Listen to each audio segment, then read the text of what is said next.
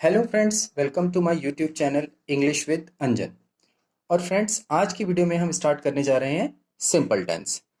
तो आइए सबसे पहले हम ये पता करते हैं कि सिंपल टेंस किसे कहते हैं। तो फ्रेंड्स, बेसिकली हमारे पास दो टाइप के टेंस होते हैं, एक जिसे हम सिंपल टेंस के नाम से जानते हैं, दूसरा जिसे हम टेंस कहते हैं। तो फ्रेंड्स, इन दोनों में सिर्फ एक ही डिफरेंस होता है और वो डिफरेंस होता है वर्ब का। तो ये जो सिंपल टेंस होते हैं इनमें वर्ब नहीं पाई जाती, और जो हमारे टेंस होते हैं उनमें वर्ब पाई जाती है। और वर्ब किसे कहते हैं? जैसा कि हम सभी जानते हैं, वर्ब कहते हैं क्रिया को। क्रिया क्या होती है? किसी भी काम को करना या किसी भी काम का होना क्रिया कहलाता है। मतलब कि जब भी हम कोई काम करते हैं उसी काम को हम क्रिया या वर्ब कहते हैं। जैसे खेलना, चलना, दौड़ना, भागना, हंसना, रोना, ये सभी क्या है? ये सभी क्रियाएं हैं। तो ये जो सिंपल टेंस होते हैं इनमें वर्ब या क्रिया नहीं होती, और ये जो टेंस होते हैं इनमें क्रिया होती है, वर्ब पाई जाती है। और फ्रेंड्स, सिंपल टेंस हमारे पास 9 टाइप के होते हैं, और जो टेंस होते हैं ये हमारे पास 12 टाइप के होते हैं। तो आज जो हम स्टार्ट करने वाले हैं वो हम सीखने वाले हैं सिंपल टेंस। बट इसको स्टार्ट करने से पहले आइए कुछ एग्जाम्पल देखते हैं, जिससे हमें ये पता चल जाएगा कि इसमें किस तरीके के सेंटेंसेस पाए जाते हैं। तो फ्रेंड, जैसा कि मैंने यहाँ पर 5-6 एग्जाम्पल्स लिखे हैं, देखिए, बच्चे खेल रहे हैं। ये जो सेंटेंस है, चाहे कोई सा भी है, चाहे प्रेजेंट है, पास्ट है, फ्यूचर है, कुछ भी है, बट अगर इसमें हम एक चीज देखें तो इसमें क्रिया हो रही है खेलने की, ये वर्ब है। तो ये सिंपल टेंस का हिस्सा नहीं है, ये किस में आएगा? टेंस में आएगा। तो ये टेंस में आएगा। दूसरा है वह स्कूल नहीं गया, इसमें क्या क्रिया हो रही है? जाने की, इसमें भी काम हो रहा है जाने का, तो ये भी टेंस का हिस्सा है। तीसरा सेंटेंस है हमारा, वह एक दयालु राजा था। इसमें क्या क्रिया है? इसमें कोई भी काम नहीं हो रहा है, इसमें कोई भी वर्ब नहीं है, तो ये किसका हिस्सा है? ये सिंपल टेंस का, ये सिंपल टेंस है।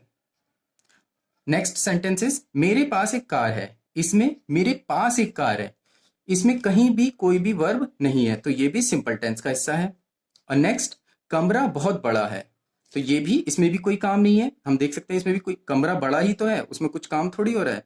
तो कमरा बहुत बड़ा है, तो ये भी सिंपल टेंस का हिस्सा है। तो फ्रेंड्स, इस तरीके से हम वर्ब को ध्यान में रखते हुए हम इनको कैटेगराइज कर सकते हैं कि वो टेंस का हिस्सा है या सिंपल टेंस का हिस्सा है। तो आइए हम स्टार्ट करते हैं अपने सिंपल टेंस। और जैसे कि मैंने अभी आपको बताया, हमारे पास 9 टाइप के टेंस, सिंपल टेंस होते हैं, जिसमें से आज हम सबसे पहला सीखने जा रहे हैं, जो है use of is M R. तो friends, use of is M R, इसकी पहचान होती है, इन वाक्यों में वर्ब नहीं पाई जाती और वाक्यों के अंत में है, हूं, हैं या हो आदि आते हैं। मतलब कि जो भी वाक्य इनसे खत्म होंगे, है, हूं, हो आदि से खत्म होंगे, वे वाक्य use of is M are के थ्रू बनाए जाएंगे। तो फ्रेंड्स, हमारे पास इंग्लिश में हर रूल के, चाहे वो सिंपल टेंस हो या वो टेंस हो, चाहे उनमें वर्ब आए या ना आए, हमारे पास सिर्फ ये 4 रूल होते हैं: अफर्मेटिव, नेगेटिव, इंट्रोगेटिव या डब्ल्यू एच फैमिली। हमारे पास सिर्फ ये 4 ही रूल होते हैं। तो आज की वीडियो में मैं आपको ये भी क्लियर करूंगा कि इनके क्या मीनिंग होते हैं और किसके अंदर किस टाइप के सेंटेंसेस पाए जाते हैं, ताकि आपको आगे जाकर कोई भी प्रॉब्लम ना आए। और आज हम इसे ठीक से समझेंगे ताकि हमें आगे फ्यूचर में कोई भी इश्यू ना हो। तो आइए स्टार्ट करते हैं। सबसे पहले आता है हमारा रूल अफर्मेटिव का। अफर्मेटिव किसे कहते हैं? हिंदी में इसे सकारात्मक वाक्य कहते हैं, सकारात्मक वाक्य। और जैसा कि इसके नाम से पता चल रहा है कि इसमें ना तो किसी बात को मना करेगा, ना ही कोई सवाल पूछेगा, इसमें सीधी सीधी बात की जाती है। और इसका रूल होता है subject plus is M are plus object. और हम इसका यूज, ये जो हमारी हेल्पिंग वर्ब है इज एम आर, हम कैसे यूज करते हैं? इज का यूज करते हैं हम सिंगुलर के लिए, एम का यूज करते हैं हम आई के साथ। हमेशा ये आई के साथ आता है, जैसे हिंदी में हूं हमेशा मैं के साथ आता है, इसी तरीके से एम जो है वो हमेशा आई के साथ ही यूज होता है। और आर जो होता है वो एक से ज्यादा, मतलब प्लूरल के लिए यूज किया जाता है। आइए इसके कुछ एग्जाम्पल देखते हैं। तो फ्रेंड्स, मैंने हर सेंटेंस के, हर रूल के एक से ज्यादा एग्जाम्पल दिए हैं, 3-3 एग्जाम्पल दिए ताकि आपको ठीक से क्लियर हो जाए। तो सबसे पहला एग्जाम्पल है, सोहन एक ईमानदार लड़का है। तो फ्रेंड्स, जैसे ही हमारे सामने ये सेंटेंस आया, सोहन एक ईमानदार लड़का है, हमने देखा इसमें कोई वर्ब नहीं है, कोई भी क्रिया नहीं हो रही, और ये जो सेंटेंस है ये है पे खत्म हो रहा है। तो जैसे हमने देखा वर्ब नहीं है तो हम समझ गए सिंपल टेंस का हिस्सा है। और जो सेंटेंस है हमारा वो एंड में है, हूं पे खत्म हो रहा है, तो हम समझ गए ये इज एम आर से बनेगा। तो सोहन एक ईमानदार लड़का है, तो इंग्लिश क्या बनेगी? सोहन। सब्जेक्ट क्या है? सोहन। सबसे पहले सब्जेक्ट आएगा सोहन, और सोहन क्या है? सिंगुलर है, तो इसलिए हम हेल्पिंग वर्ब किसका यूज करेंगे? इज का। सोहन इज। और ऑब्जेक्ट क्या बचा? एक ईमानदार लड़का, एन ऑनेस्ट बॉय। तो सेंटेंस क्या बना? Sohan is an honest boy. I hope it is clear.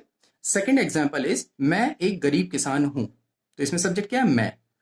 तो सब्जेक्ट क्या बना? आई, और आई के साथ हम क्या यूज करते हैं? एम। जैसे मैंने अभी आपको यहां बताया था, I am a poor farmer. Third one is हम मित्र हैं। तो इसमें सब्जेक्ट क्या है? वी। और वी जो होता है वो प्लरल होता है, इसलिए हम हेल्पिंग वर्ब आर का यूज कर रहे हैं। We are friends. तो फ्रेंड्स, आई होप आपको अफर्मेटिव के एग्जाम्पल्स क्लियर होंगे।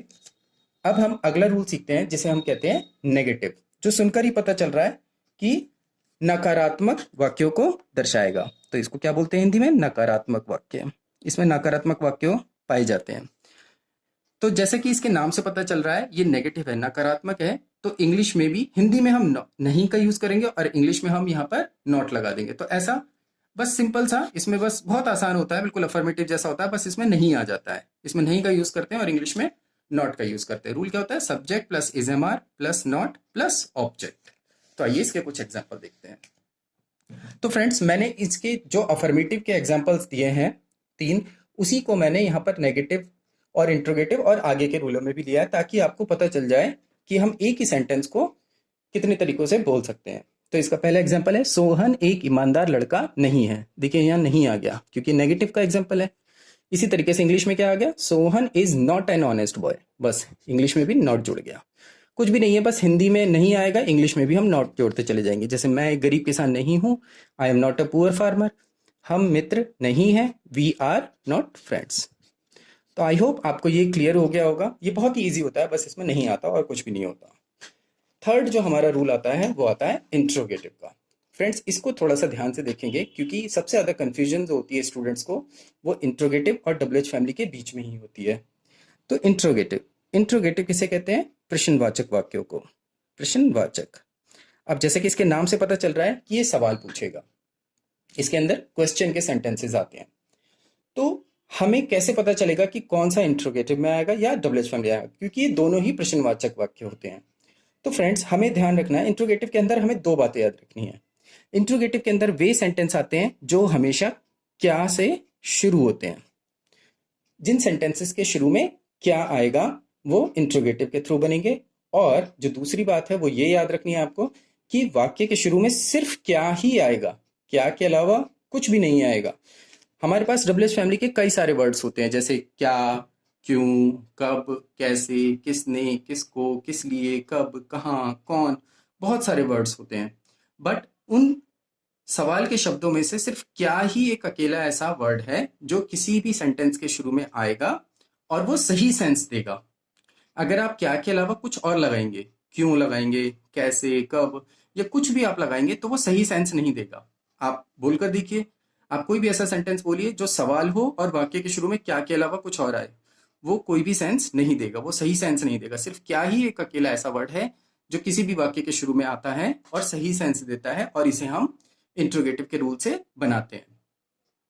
आई होप आपको क्लियर हो गया होगा कि इसमें किस तरीके के सेंटेंस पाए जाते हैं। तो आइए अब इसका रूल देखते हैं।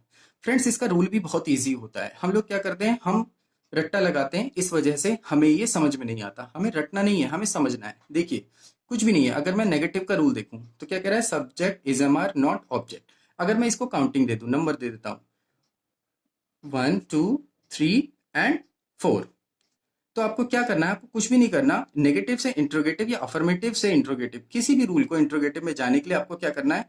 जो दूसरे नंबर की चीज है आपको इसको पहले नंबर पर ले आना है, मतलब हेल्पिंग वर्ब को आगे ले आना है सब्जेक्ट से, और जो पहले नंबर की चीज है मतलब जो सब्जेक्ट है उसको आपको दूसरे नंबर पर ले जाना है।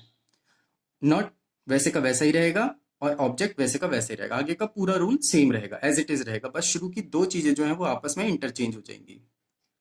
तो आइए इंट्रोगेटिव के कुछ एग्जाम्पल्स देखते हैं। तो फ्रेंड्स, जैसे कि आप देख सकते हैं, मैंने जैसे कि अभी आपको बताया कि इंट्रोगेटिव जो होता है वो हमेशा क्या से शुरू होते हैं। जैसे देखिए, सारे सेंटेंस क्या से स्टार्टिंग है। सेम एग्जाम्पल है बट इंट्रोगेटिव की फॉर्म में है। जैसे कि पहला सेंटेंस है, क्या सोहन एक ईमानदार लड़का है, और क्वेश्चन मार्क। तो हम क्या करते हैं फ्रेंड्स, कई स्टूडेंट्स क्या करते हैं, जैसे ही क्या देखते हैं वो यहाँ पर व्हाट लगा देते हैं। तो आपको ध्यान रखना है जब भी क्या आएगा वाक्य के स्टार्टिंग में, सेंटेंस के स्टार्टिंग में, तो वो इंट्रोगेटिव का एग्जाम्पल होगा। उसके लिए हम व्हाट नहीं लगाएंगे वाक्य के शुरू में। आप क्या करेंगे, हेल्पिंग वर्ब को आगे ले आएंगे, व्हाट मत लगाइएगा। यहाँ पर क्या के लिए व्हाट नहीं लगाते, हेल्पिंग वर्ब को सब्जेक्ट से आगे ले आते हैं, जैसे कि आप देख सकते हैं। और जैसे कि आपने अपने पीछे रूल भी देखा कि हेल्पिंग वर्ब को आगे ले आते हैं, सब्जेक्ट को पीछे कर देते हैं। तो हमारा एग्जाम्पल है, क्या सोहन एक ईमानदार लड़का है? तो क्या बनेगा इसका sentence, is Sohan an honest boy. तो देखिए हेल्पिंग वर्ब आगे आ गई, और जैसे कि हमें पता है सब्जेक्ट सिंगुलर है, तो इसलिए हमने इज का यूज किया। सेम सेकंड एग्जांपल है, क्या मैं एक गरीब लड़का नहीं हूं? अब देखिए फ्रेंड्स, मैंने यहां पर नहीं जो है वो ब्रैकेट में लिया है। तो इससे हमें क्या पता चलता है, जैसे कि अभी हमने सीखा पीछे, अफर्मेटिव किसे कहते हैं, साधारण वाक्यों को, जिसमें सीधी सीधी बात होती है, ना तो मना किया जाता ना ही कोई सवाल पूछा जाता। नेगेटिव क्या होता है, जिसमें हमेशा नहीं का यूज करते हैं। इंट्रोगेटिव, इंट्रोगेटिव में नहीं का क्या होगा, तो फ्रेंड्स ध्यान रखिए, इंट्रोगेटिव में नहीं जो होता है वो ऑप्शनल होता है। वो बिना नहीं के भी चलता है और नहीं के साथ भी चल सकता है। मैं ऐसा भी बोल सकता हूं, क्या सोहन एक ईमानदार लड़का है, और मैं ऐसे भी बोल सकता हूं, क्या सोहन एक ईमानदार लड़का नहीं है। तो अगर वाक्य में नहीं आएगा तो इंग्लिश में हम नॉट लगाएंगे, अगर नहीं आएगा तो हम नहीं लगाएंगे। इसलिए मैंने इसे ब्रैकेट में दिया है, ताकि आपको पता चल जाए बिना नहीं के भी हम सेंटेंस को बना सकते हैं और ये सही सेंस देगा। जैसे, क्या मैं एक गरीब किसान नहीं हूं, या क्या मैं एक गरीब किसान हूं। तो जैसा भी होगा हम उसी के हिसाब से अपने सेंटेंस को बनाएंगे। तो इसकी इंग्लिश क्या बनेगी, एम आई नॉट, नॉट क्या है, ऑप्शनल है ना, नॉट को हटा भी सकते हैं। तो देखिए यहां पर भी मैंने हेल्पिंग वर्ब को पहले यूज किया, am I not a poor farmer, या am I a poor farmer, दोनों तरीके से बन सकता है। थर्ड एग्जाम्पल इज, क्या हम मित्र हैं? तो इसमें हेल्पिंग वर्ब जो है वो सब्जेक्ट से आगे आ गई, है ना, बिल्कुल सेम, है ना। Are we friends, according to subject we will use plural helping verb, are we friends. I hope interrogative आपको क्लियर हो गया होगा। तो अब हमारा जो लास्ट रूल आता है वो आता है डब्ल्यू एच फैमिली। तो फ्रेंड्स, जैसे कि मैंने अभी आपको बताया था कि सवाल पूछने के दो तरीके होते हैं, एक जिसे हम इंट्रोगेटिव के नाम से जानते हैं, और दूसरा जिसे हम डब्ल्यू एच फैमिली कहते हैं। इसे भी हम हिंदी में प्रश्नवाचक वाक्य कहते हैं। और फ्रेंड्स, इंट्रोगेटिव और डब्ल्यू एच फैमिली में क्या डिफरेंस होता है, सिर्फ जैसा कि मैंने अभी बताया था कि एक ही डिफरेंस होता है, इंट्रोगेटिव जो वाक्य क्या से शुरू होते हैं, और डब्ल्यू एच फैमिली उन वाक्यों को कहते हैं जिन वाक्यों के बीच में, इसमें तो क्या शुरू में आता है, और इनमें वाक्यों के, सेंटेंसेस के बीच में क्या क्या भी आ सकता है, लेकिन बीच में आएगा। अगर शुरू में आएगा तो वो इंट्रोगेटिव बन जाएगा, अगर वाक्य के बीच में आएगा तो वो डब्ल्यू एच फैमिली में चला जाएगा। क्या, क्यों, कब, कैसे, बहुत सारे होते हैं। डब्ल्यू एच फैमिली के जितने भी वर्ड्स हैं वो सारे आते हैं, बट कहाँ आते हैं, सेंटेंसेस के बीच में। तो आइए इसके कुछ एग्जांपल्स देखते हैं। तो फ्रेंड्स, जैसा कि हम देख सकते हैं यहाँ पर मैंने उन्हीं सेंटेंसेस को लिया है, तो इसके भी 3 एग्जांपल लिए हैं मैंने, same examples, but W H family के फॉर्म में। सोहन एक ईमानदार लड़का क्यों है, देखिए यहाँ क्यों आ गया सेंटेंस के बीच में, दूसरे सेंटेंस में भी क्यों आ गया, और तीसरे में कैसे आ गया। देखिए डब्ल्यू एच फैमिली के वर्ड्स हैं, तो हम क्या करते हैं कि इन तीनों को एक एक करके बनाते हैं ताकि हमें ठीक से क्लियर हो जाए। तो आइए सबसे पहले इसका रूल देखते हैं, हमने इसके रूल के बारे में नहीं पढ़ा, आइए इसका रूल देखते हैं। तो जो फ्रेंड्स इसका रूल होता है वो बहुत ही इजी होता है। जैसे मैंने अभी आपको क्या बताया था, नेगेटिव से इंट्रोगेटिव जाते हैं तो क्या करते हैं, हेल्पिंग वर्ब को आगे ले आते हैं, सब्जेक्ट को पीछे कर देते हैं। फ्रेंड्स, इसी तरीके से डब्ल्यू एच फैमिली का जो रूल होता है वो भी बहुत ईजी होता है। इसमें क्या करना होता है, कुछ भी नहीं करना होता, इसमें बस आपको डब्ल्यू एच फैमिली को सेंटेंस के स्टार्टिंग में लगा देना होता है। जो भी डब्ल्यू एच फैमिली का वर्ड हो, क्या, क्यों, कब, कुछ भी हो, उसे आप सेंटेंस के स्टार्टिंग में लगा दीजिए, वो डब्ल्यू एच फैमिली बन जाएगा। जैसे कि आप इसका रूल देखिए, सबसे पहले डब्ल्यू एच फैमिली आती है, plus is M are plus subject plus not plus object. तो देखिए, अगर गौर से देखें तो हमने क्या किया, सबसे पहले डब्ल्यू एच फैमिली लगाई। अगर मैं इस डब्ल्यू एच फैमिली को छिपा दूं तो देखिए पूरा इंट्रोगेटिव का रूल जो है वही डब्ल्यू एच फैमिली का रूल है, बस इसमें क्या हो गया, वाक्य के स्टार्टिंग में डब्ल्यू एच फैमिली का वर्ड आ गया। अगर आप चाहें तो इस तरीके से भी याद कर सकते हैं, W H family is equal to W H family plus interrogative question mark. आप चाहे तो इस तरीके से भी याद कर सकते हैं, आप ऐसे भी याद कर सकते हैं कि W H family plus interrogative का रूल ही डब्ल्यू एच फैमिली का रूल कहलाता है। तो आइए इसके कुछ एग्जांपल्स देखते हैं। तो फ्रेंड, जैसे कि मैंने आपको बताया कि देखिए इन वाक्यों के बीच में हम डब्ल्यू एच फैमिली के वर्ड्स का यूज कर रहे हैं। देखिए, सोहन एक ईमानदार लड़का क्यों है, देखिए यहाँ क्यों आ गया। दूसरा सेंटेंस, मैं एक गरीब किसान क्यों नहीं हूं, इसमें भी क्यों आ गया। और तीसरे में हम मित्र कैसे हैं, इसमें कैसे आ गया। तो फ्रेंड्स आइए इनकी इंग्लिश बनाते हैं। देखिए सोहन एक ईमानदार लड़का क्यों है, तो देखिए वाक्य की स्टार्टिंग में मैंने डबल एच फैमिली का यूज किया। क्यों, क्यों को क्या कहते हैं, वाई। रूल के अकॉर्डिंग सबसे पहले double H family plus is M are plus subject. Not इसमें भी ऑप्शनल है फ्रेंड्स, जैसे कि इंट्रोगेटिव में हमने सीखा था नॉट ऑप्शनल होता है, अगर नहीं आता है तो हम लगाते हैं, नहीं आता तो हम छोड़ देते हैं। तो उसी तरीके से यहाँ पर भी होगा, तो हम किसी भी सेंटेंस के साथ या तो नॉट लगा सकते हैं या नहीं भी लगा सकते, ऑप्शनल है, आएगा तो लगाइए, नहीं आएगा तो छोड़ दीजिए। तो इसकी इंग्लिश क्या बनेगी, why is Sohan an honest boy. Clear होगा आई होप। दूसरा सेंटेंस है, मैं एक गरीब किसान क्यों नहीं हूं, वाई एम आई नॉट। देखिए यहां पर भी मैंने डबल एच फैमिली को आगे ले लिया और पूरा सेंटेंस बिल्कुल इंट्रोगेटिव जैसे ही बना दिया, नॉट ऑप्शनल है। हम मित्र कैसे हैं, तो वही डबल एच फैमिली का वर्ड आगे आ गया, कैसे को क्या बोलते हैं, हाउ, तो वो कैसे आगे आ गया और हमने पूरे सेंटेंस को बिल्कुल वैसा ही बनाया। तो फ्रेंड्स आई होप आपको ये चारों रूल क्लियर होंगे।